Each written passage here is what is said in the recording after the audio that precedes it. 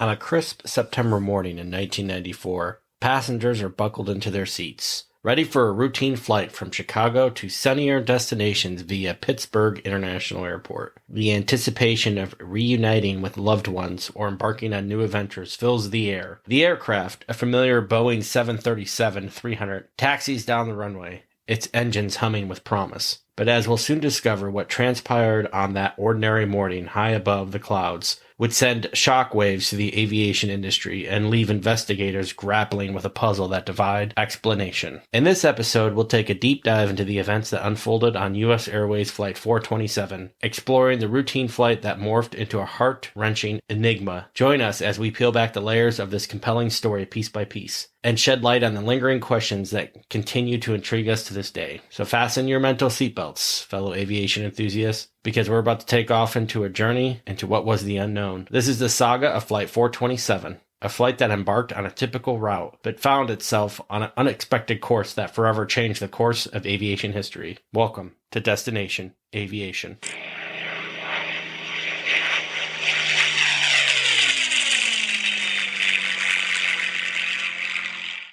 Well, welcome back, everyone, to the podcast. And if it's your first episode, welcome to episode 9. If you go back to some of the earlier episodes, one of the things I talked about was highlighting some of the locations that I've actually had the pleasure of working for, different airports, different times in my life. In this episode, I wanted to highlight some of the time I had spent in the Pittsburgh area. Obviously, it was a hub for US Airways, dehubbed, part of the acquisition from US Airways to American Airlines. Funny enough, if you actually go back to all the acquisitions, American is technically Allegheny Airlines. Allegheny Airlines started in Pittsburgh, ultimately becoming what was US Airways. And then when American was going through their bankruptcy issues, US Airways, which was considerably smaller than American, saw an opportunity to purchase American Airlines. So US Airways purchased American Airlines, and then they kept the name American Airlines. So the Pittsburgh airport, right, Class Bravo, it's interesting as you see the classes of airspace these days. There are some airports that are Class Delta that very much could be upgraded to a Class Charlie, but the FAA kind of has dug their feet into the sand, it seems like, with adjusting anything. And then you see some of these airports that no longer probably need the airspace that they have, Pittsburgh being one of those locations. They have a Class Bravo airspace, probably very much could be a Class Charlie as they're a origin and destination airport pretty much only these days. But one of the things that I had learned earlier on, obviously, was the flight for 427. And you're traveling along Highway 376, you will drive right past the crash site for US Airways Flight 427. I had lived there for a little while before I went and actually visited the crash site, and you actually can't even really get back in there. I think if you wanted to, you could get out of your car. There is a little memorial in there, but technically it's private land. It's not well marked. It doesn't seem like it's welcoming to people to go and see the actual crash site. This story is interesting. I think we're going to touch a little bit on some other accidents, all stemming from the same issues that 427 had, and getting into some of those details. Maybe some of the personal accounts from individuals that I had talked to that actually worked at the airport when this aircraft had crashed. I did see from our last podcast that, we talked about the musicians and some of the incidents that they've had in the skies over the years, that somebody actually came up with a sign for the Key West International Airport that says Key West Jimmy Buffett International Airport. So we'll see. My money's kind of bet on that the airport is going to put up a statue. If you've ever been to the Key West International Airport, you know that there is a family greeting you above the tarmac as you enter into the main terminal building. I very much could see a statue of Jimmy Buffett, maybe on top of the building or maybe in the parking lot, greeting you to Key West. So we'll see as that continues to unfold. I dropped the link in there for the petition. I think had around 15,000 signatures on it. So not a ton of signatures yet. It actually had been viewed, I think, over 50,000 times, but was only signed around 15,000. Like I said in the last podcast, I'm not necessarily a fan of naming airports after individuals, regardless of who they are. But I do think there's a way to pay homage and make sure that people that are traveling to Key West know that they are traveling. And to Key West. So in the last episode, we talked about the King Air that crashed outside O'Hare Airport. Nobody was hurt. The next day, we actually had an aircraft alert at the airport with a gear stuck down. It's an interesting thought of gear stuck down. I haven't heard that one before, but maybe if there's an indicator light that is showing an issue, there's a cause or concern for collapse. So first time I heard it, usually in the past experience, it's gear stuck up. And of course, obviously, in that scenario, definitely err on the side of caution. Well, as I talked about in the last podcast, we're still working on the design for the stickers for this show.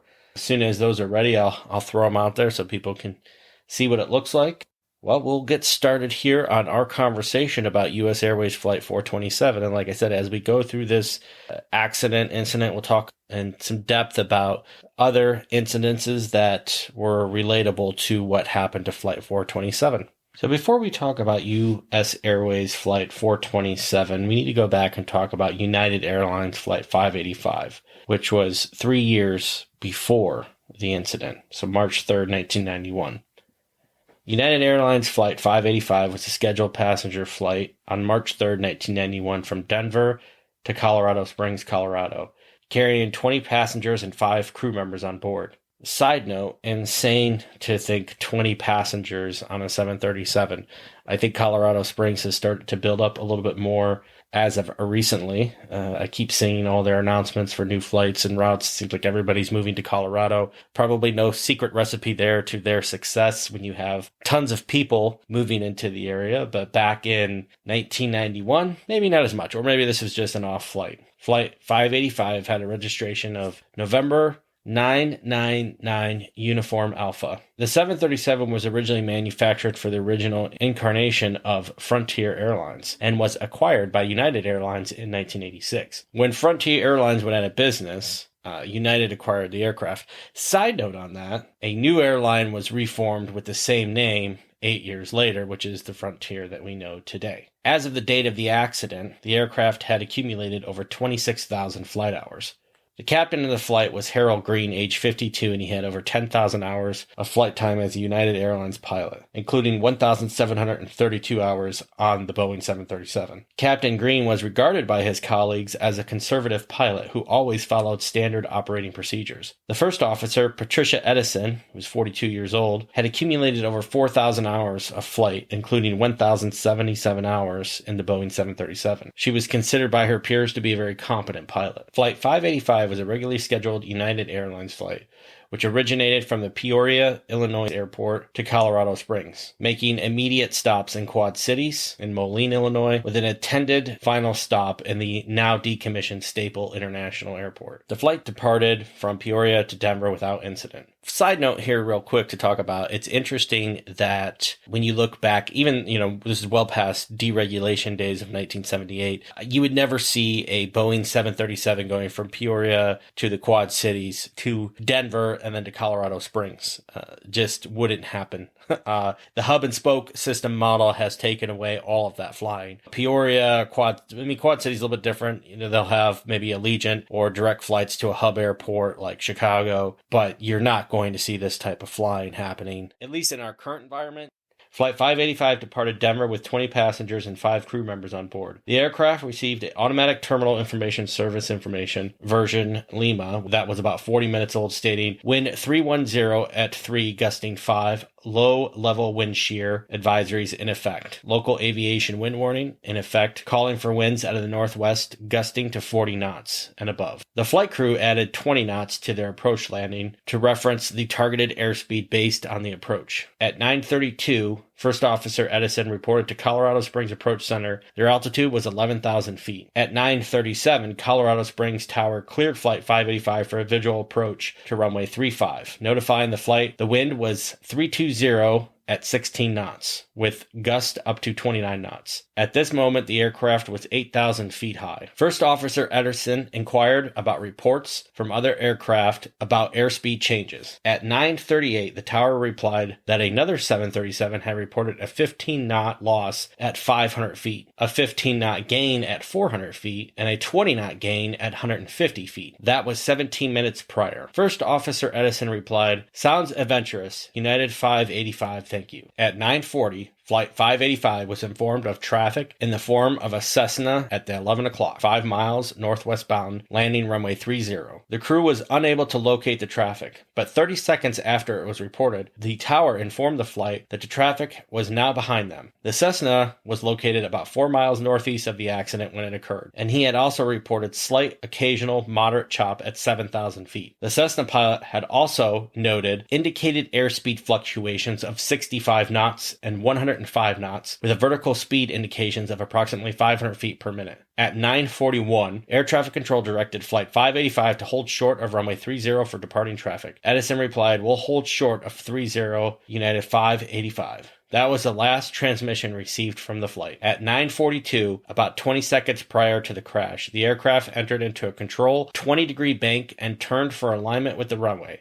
4 seconds later, First Officer Edison informed Captain Green they were 1,000 feet. Within the next 4 seconds, at 9:43 and 33 seconds, the aircraft suddenly rolled to the right. Heading rate increased by 5 degrees per second as a result, nearly twice that of a standard rate turn, and pitched nose down. First Officer Edison replied, 'Oh God,' and in the same, Captain Green called for 15 degrees of flaps while increasing thrust. This was in an attempt to initiate a go-around.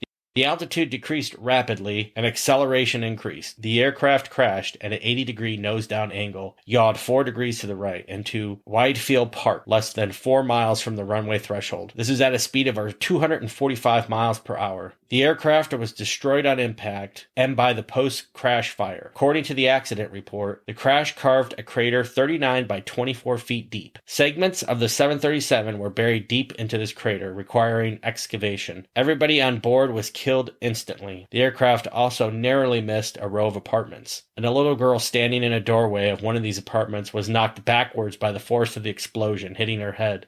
The NTSB commenced an investigation which lasted for 21 months. Although the flight data recorder outer protective case was damaged, the data tape inside was intact and all the data was recoverable. 5 parameters were recorded by the FDR: heading, altitude, and airspeed, normal acceleration, and microphone keying. The FDR did not record rudder, aileron, or spoiler deflection data, so this did not aid in the NTSB in reconstructing the plane's final moments. The data proved insufficient to establish why the plane suddenly went to a fatal dive. The NTSB considered possibilities of a malfunction to the rudder pedal control power unit and the effect of powerful rotor winds from the nearby Rocky Mountains, but there was not enough evidence to prove either hypothesis.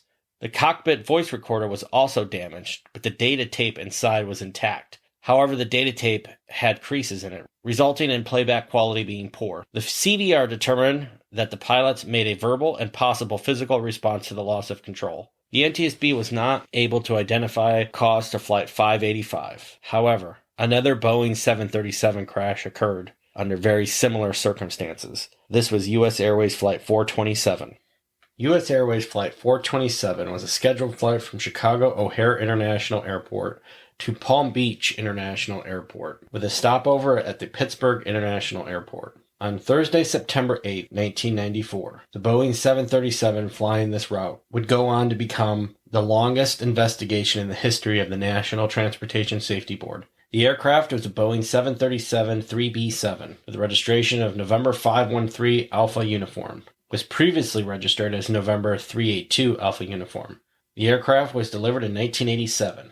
And had approximately 18,000 hours of flight time before the crash. The aircraft was captained by Peter Germano, who was 45 and was hired by US Air in February of 1981. First Officer Charles B. Chuck Emmett III, who was 38, was hired in 1987 by Piedmont Airlines. Piedmont and US Airways merged in 1989. Both pilots were regarded as excellent and very experienced. The captain had logged 12,000 flight hours, including 4,000 hours in the Boeing 737. The first officer had logged 9,000 flight hours, with 3,600 in the 737. The aircraft had flown its entire route from Chicago to Pittsburgh, uninterrupted and as normal flight. While starting their descent into the Pittsburgh region, it had a phased approach. approach. Flight 427 was sequenced behind Delta Airlines Flight 1083, which was a Boeing 727-200. At no time was Flight 427 closer than 4.1 miles to the Delta flight. Flight 427 was on approach at 6,000 feet with its flaps in the first configuration at approximately 190 knots. At 1900 hours and 2 minutes, the aircraft entered the wake turbulence of Delta Flight 1083. 3 sudden thumps,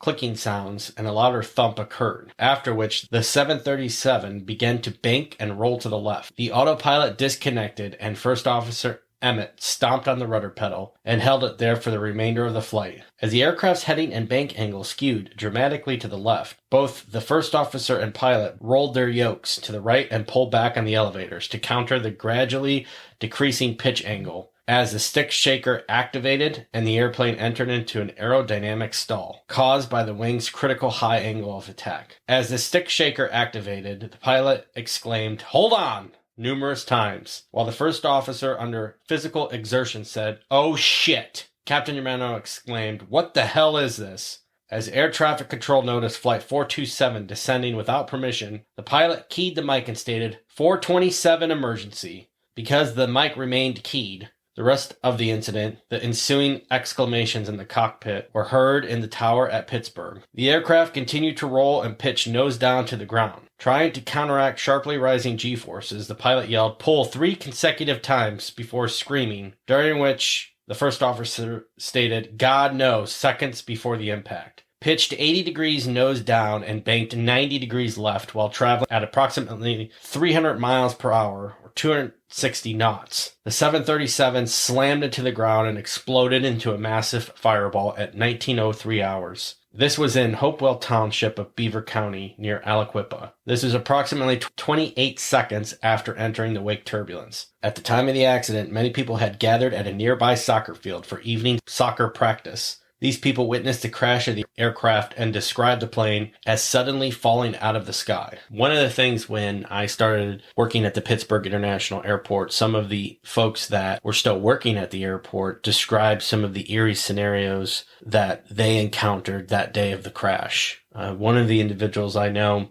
they actually were newly onto the job, and they were stationed in the airport's mobile command unit at the scene of the accident in the middle of the night, stating basically it was very eerie, calm, nothing really happening, and they were there pretty much by themselves. And this accident was the first time an accident site had been declared a biohazard field because of the force of the impact.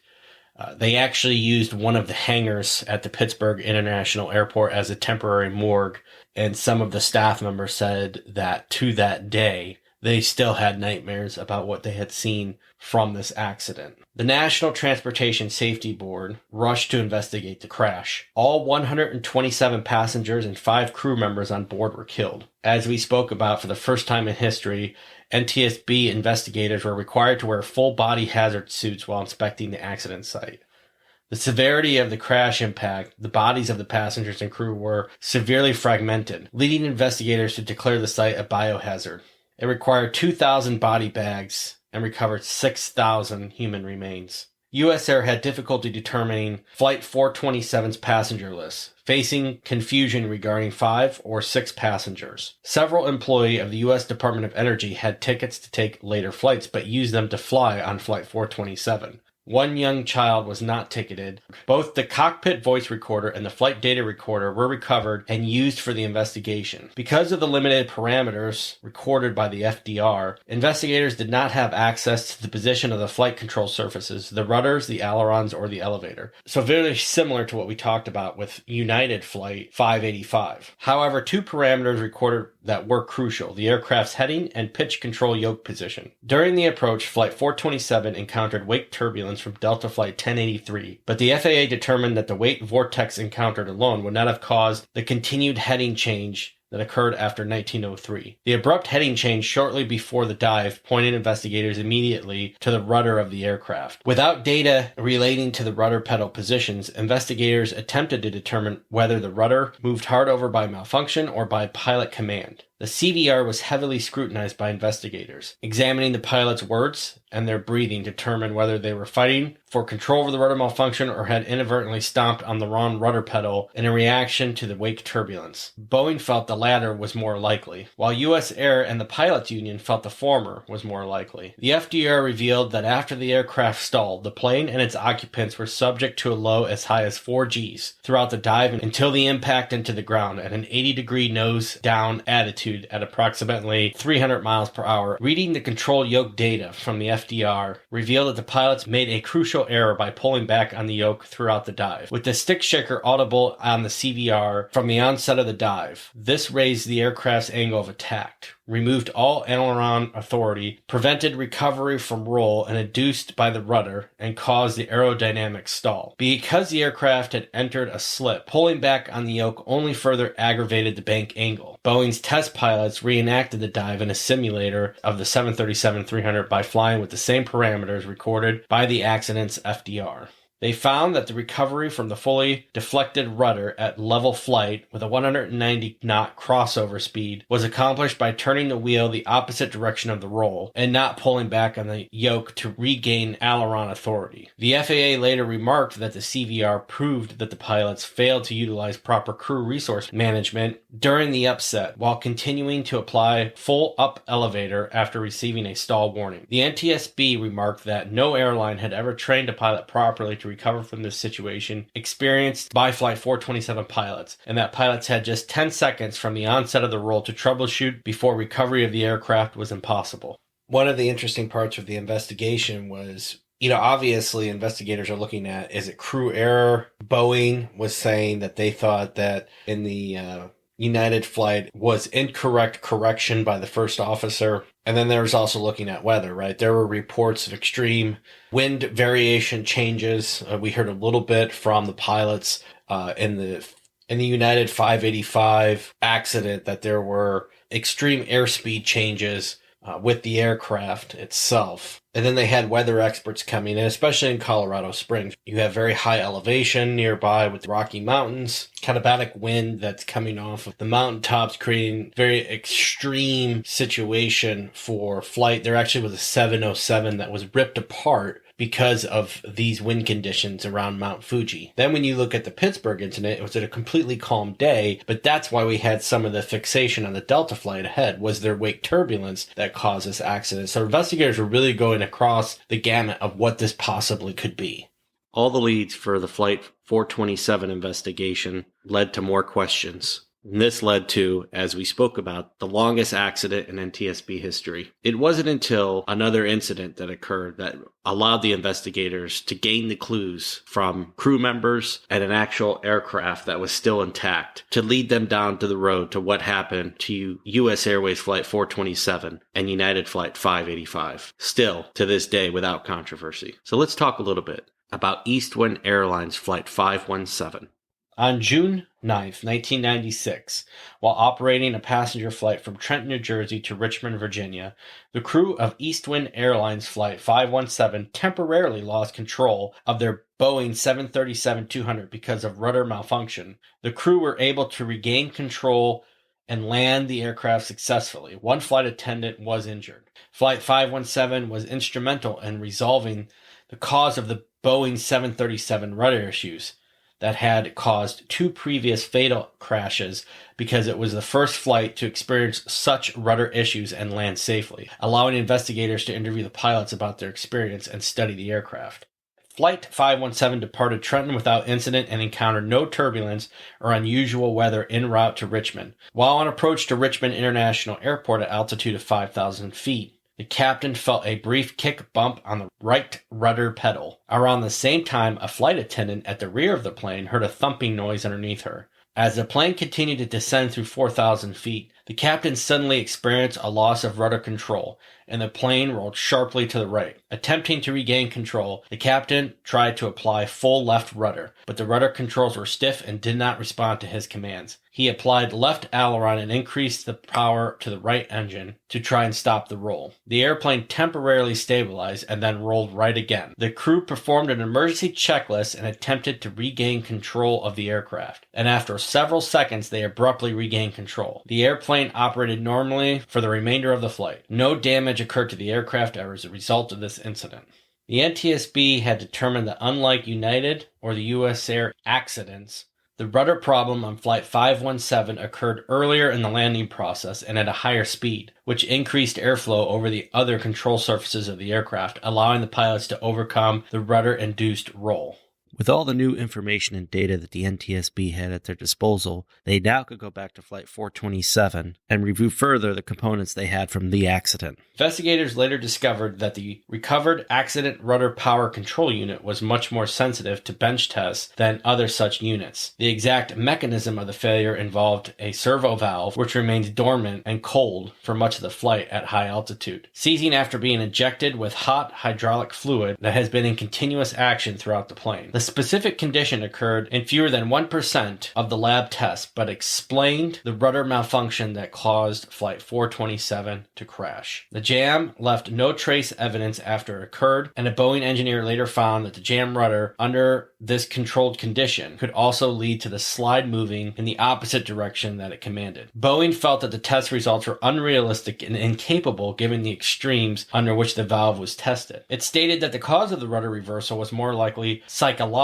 and likened the event to the circumstance in which an automobile driver panics during an accident and accidentally presses on the gas pedal rather than the brake pedal. The FAA's official position was that sufficient probable cause did not exist to substantiate the possibility of a rudder system failure. After the longest accident investigation in NTSB history, lasting more than 4.5 years, the NTSB released its final report on March 24, 1999. The NTSB concluded that the accident was a result of mechanical failure. The National Transportation Safety Board determines that the probable cause of US Air Flight 427 accident was loss of control of the airplane resulting from the movement of rudder surface to its blowdown limit. The rudder surface most likely deflected in a direction opposite to that commanded by the pilots as a result of a jam of the main power control unit servo valve, secondary slide to the servo valve, housing offset from its neutral position, and over travel of the primary slide. The NTSB concluded that similar rudder problems had caused previous mysterious accidents, such as March 3, 1991, of United Airlines Flight 585, and on June 9, 1996, an incident involving Eastwind Airlines 517, both Boeing 737s.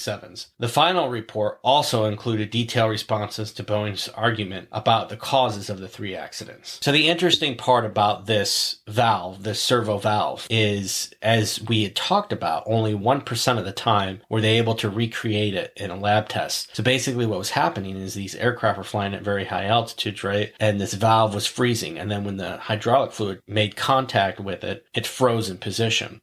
The 737's importance to the aviation system as its backbone during this time, and even as we know to this day, was extremely critical to these investigations. Not only do you need to solve for these accidents, but you also have to know that these aircraft are the backbone of aviation safety. And so now you have two very similar accidents happen, almost identical. You have the United Airlines Flight 585 and then US Airways Flight 427. In United 585's case, the rudder was stuck to the extreme right. And in the US Air Flight 427, the rudder was stuck to the extreme left side. And you had investigators really searching across the spectrum. In 427, there were even reports of Russia using death rays. That's how far out this investigation got. When you look at the servo valve, it's really two valves in one. And the investigators found within it that there were particles both in the United flight and the US Airways flight. But Boeing and the manufacturer of the servo valve said that the particulate matter that was in there was cleared by a filter and was not a factor. Greg Phillips was one of the lead investigators on that. I had the pleasure of working with Greg for a little while on some projects in Pittsburgh, ironically, when I spent some time there. Great individual, knew exactly what he was talking about, and at the time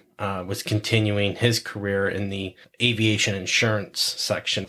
He was the lead investigator on both these accidents when it came to actually looking at the servo component itself. He really took it to heart to try to find and resolve what this issue was. And at the time with the United flight, he really had no choice but to sign off after review of it. And then again, reviewing the 427 flight, they went deeper dive into the servo valve and what we talked about with the freezing the components of it. Investigators put the servo valve under extreme temperature changes, which what we talked about before resulted in the hydraulic valve, which controls the rudders, getting stuck, which would have simulated either the right or left rudder getting stuck. With the aircraft from Eastwind Airlines Flight 517 and the first-hand report from the captain of a two-time right banking scenario that caused the aircraft to basically get stuck in a right rudder position. Or now they had an eyewitness report, they had an aircraft that went through this exact scenario, which allowed them to go on the test. And after the testing, investigator Greg Phillips asked that the servo valve be removed, and it left no trace. There was no scratching in the valve itself. So it was almost a perfect crime in the case that this valve was freezing, but as these aircraft crashed, it left no real trace of evidence that something had actually gone wrong. From that testing, one of the more significant things that happened actually came from a Boeing engineer, which not only did he see a stuck valve, but actually could reverse the servo valve, meaning that pushing on opposite rudder meant pushing onto the same rudder control within the servo valve, creating a scenario where now you think you're counteracting what's happening in the aircraft, but you're actually reversing what normally would happen from the input of your foot into the rudder pedal, causing these crashes. Finally, investigators had what they were looking for. On a side note here, before we get back into this, just one of the interesting things about Eastwind Flight 517 is it had a registration number of November 221 Uniform Sierra, and it continued to fly until the airline ceased operations in 1999. However, on July 17th, 1996, this exact aircraft was operating as Flight 507 from Trenton, New Jersey, and witnessed the explosion and crash of TWA Flight 800. It was directly in front of them. Flight 507's crew was the first to report the accident to air traffic control. The aircraft was placed into storage in 1999 and scrapped in the year of 2000. So following the longest investigation span of 10 years between United Flight 585, US Airways Flight 427, and Eastwind Airlines Flight 517, investigators required Boeing to replace the servo valve so it no longer could reverse, and better training was given to flight crews. The investigators were quoted as saying that if they had the information they did today, they feel that 427 would have landed in Pittsburgh with no issues. It's kind of the same as what we have seen with the 737 MAX, right? And the MCAS software system. Better training on that system now has averted subsequent accidents. Over the span of 10 years, finding the cause of this incident, it's not without controversy. There are groups that think the NTSB got it wrong. However, it does probably speak to that they got it right, that there never was another accident involving this type of incident where you have hard over rudder in a Boeing 737 aircraft. At the time of the crash, Flight 427 was the second deadliest accident involving a Boeing 737, and that's of any series. As of 2022, it now ranks as the 9th deadliest accident. It was also the 7th deadliest aviation disaster in the history of the United States, and the deadliest in the U.S. involving a 737. The accident marked US Airways' 5th crash in a period from 1989 to 1994. We've talked about this in some past episodes, but just the frequency of the commercial airline accidents that were happening back in the day compared to what we see now. The Commonwealth of Pennsylvania spent approximately $500,000 in recovery and cleanup for the accident site. Boeing had agreed to redesign the rudder control system on the 737 with a redundant backup and paid for a retrofit for the entire worldwide 737 fleet. Following one of the NTSB's main recommendations, airlines were required to add 4 additional channels of information into flight data recorders in order to capture the pilot rudder pedal commands, and the FAA set a deadline of August 2001 for airlines to comply. In 2016, former investigator John Cox stated that time had proven the NTSB correct in its finding because no additional rudder reversal incidents had occurred since Boeing's redesign. Following the airline's response to the 427 accident, the United States Congress required airlines to deal more sensitively with families of the crash victims. U.S. Air ceased using Flight 427 as a flight number. As we conclude our journey through the skies on this episode of Destination Aviation, we've unraveled 2 gripping tales from the annals of aviation history, the stories of US Airways Flight 427 and United Flight 585, along with the incident on Eastwind Airlines Flight 517 that finally allowed investigators to come to some conclusion on what happened on these 2 accidents. In our exploration of Flight 427, we delved into seemingly routine flight that in a matter of moments became a tragedy. We've witnessed the dedication of investigators in the aviation industry to understand the mysteries of the skies and ensure such events never happen again. The crash of Flight 427 caused by a rudder malfunction led to advancements in aircraft safety systems, pilot training, and a renewed commitment to passenger safety. These stories are not just about tragedies, but also the resilience of human spirit, the pursuit of knowledge, and the determination to make the skies safer for all of us. As we bid farewell to Flight 427 and United Flight 585, let us remember those who were lost, honor those who continue to fly, and commend those who tirelessly work to ensure the safety of aviation. Well, I hope you enjoyed this story. The time that I had spent in Pittsburgh was enjoyable. I actually really liked the area. The airport, I thought, was really well designed back in the 90s. I thought that they did a great job from landside, curbside, airside. A lot of the things that made that airport great was just the way that they had designed the ease of flow and access. And so if you get a chance, it's changing now. Probably won't get to experience it as it was. It did make one of the easier, I think, travels, even after the dehubbing. Everybody, it's interesting. I'd go around through Pittsburgh and I would talk to people, and they had such an affection for the airport, for the center core concept that was there. People truly did enjoy what the airport was. But my time in Pittsburgh has passed. I did, like I said, I had the opportunity to work with one of the key accident investigators of Flight 427, much later in their life, not on the accident, but in other roles as they were with myself on some projects. And like I said, it's from the personal stories, from the personal connections that people had with this flight does always make it difficult. But we always learn something from our accidents in aviation. In our last episode, I spoke about the King Air that crashed outside of O'Hare Airport. If you haven't got a chance to listen to it, the tail number on that aircraft is November 220 Kilo Whiskey. And there is some audio on YouTube. I still don't understand how this happens. I mean, I won't rush to judgment on it, but the pilot ran out of fuel, as we speculated on the last podcast. So you listen to the audio transcript from the air traffic control tower. He did not really, it seemed like it came as a surprise to him, which, like I said, is always surprising. But I have been in situations where I've actually seen people die that either didn't pay attention to their fuel, didn't want to look at their fuel, do a physical inspection of it for whatever reason, and unfortunately passed away. That was an accident that happened in Daytona Beach. So I can't speak necessarily to exactly what happened here. I'm sure details will continue to unravel, but the fact that somebody ran out of fuel and that it came as a surprise is interesting, unless there was a fuel leak. But I feel like even a attentive pilot would have been able to see what was happening there. But like I said, we'll not rush to judgment. We'll figure that out later on down the road. I do have the final design I approved for the stickers, so I actually just put in an order to get those produced, so hopefully we'll be getting those here within the next week or so. Working on some next ideas for the podcast, trying to stay engaged with you guys, so please feel free to drop me a line whenever you feel like it, if you have any questions or comments about what we do here on the podcast. I want to say thank you for joining us on this journey through the skies. We'll be back as usual with more fascinating stories from the world of aviation.